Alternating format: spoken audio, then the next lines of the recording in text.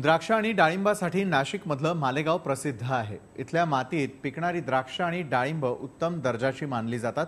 आता याच मातीत उत्तम दर्जा असलेली हिरवी मिरची पिकवून दाखवली आहे सौंदाणे इथल्या पवार कुटुंबियांनी। मिरचीचा दर्जा इतका उत्तम आहे की ही मिरची परदेशात निर्यात केली जाते।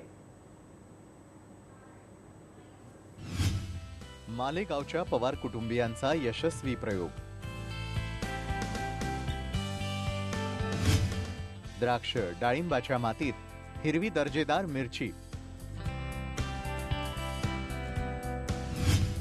8 एकरात निर्यातक्षम मिरचीची लागवड। जलनियोजनासाठी शेततळ्यांची निर्मिती।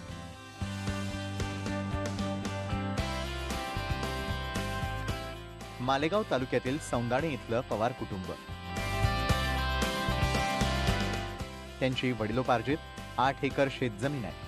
अत्यल्प पावसामुळे गेली कित्येक वर्ष त्यांना कांदा आणि इतर पारंपरिक पिकातून जेमतेम उत्पन्न मिळत होतं।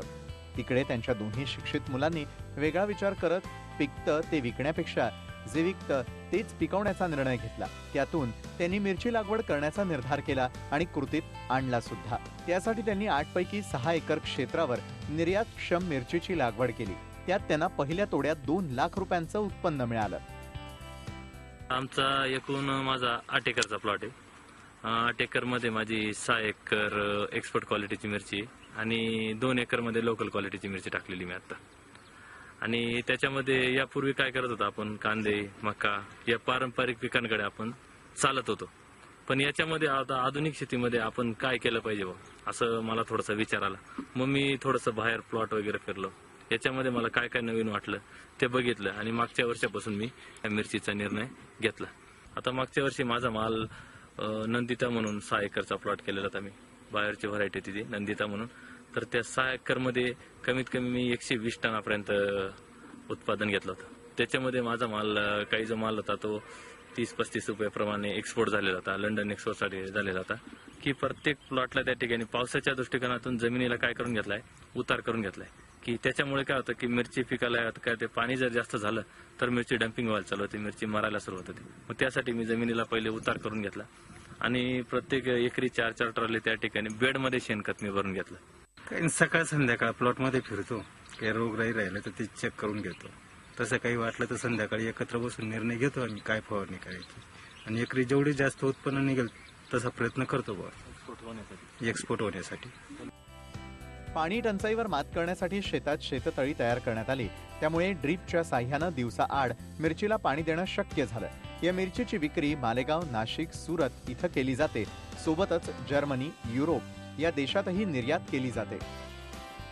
अतिशय प्रतिकूल परिस्थितीमध्ये गेल्या 2-3 वर्षापासून दुष्काळाचं सावट असताना अतिशय योग्य निर्णय घेऊन त्याने या ठिकाणी शेतीच्या पाण्याचं त्याने प्रथमतः नियोजन केलं आणि आता या ठिकाणी उत्कृष्ट असं त्याने मिरचीचं या ठिकाणी पीक घेण्याचा प्रयत्न केला। की अभिप्रायाने जे करून दाखवलेलं आहे पाण्याचं नियोजन आणि शेतीचं आधुनिक पद्धतीचं नियोजन, याचा आदर्श इतर तरुण शेतकऱ्यांनी आणि आम्ही सगळ्यांनी घ्यावा आणि योग्य नियोजन करून पिकाचं जे उत्पन्न आहे ते वाढवण्याचा प्रयत्न करावा। म्हणजे येणाऱ्या दिवसामध्ये शेतकरी आत्महत्येकडे वळणार नाही। हे 1 वर्षापासून मिरचीच्या क्षेत्रामध्ये उतरले आहेत। तर त्यांचं बघून आम्ही सुद्धा एक आता ग्रुप तयार केला आहे आमच्या मित्रांचा। तर आम्ही सुद्धा आता मिरची लावण्यास सुरुवात केलेली आहे। तर प्रत्येकाला आता मिरची लावल्यावर कसं कोणतं रोगराईला कसं सामोरं जायचं, काय करायचं या अभिप्रायाकडून सगळ्यांना मदत होते आहे। त्यामुळे मिरचीमध्ये प्रत्येक जण आता टप्प्याटप्प्याने सक्सेस व्हायला लागलेला आहे। मला सुद्धा आता माझी सुद्धा आता मिरची चालू आहे।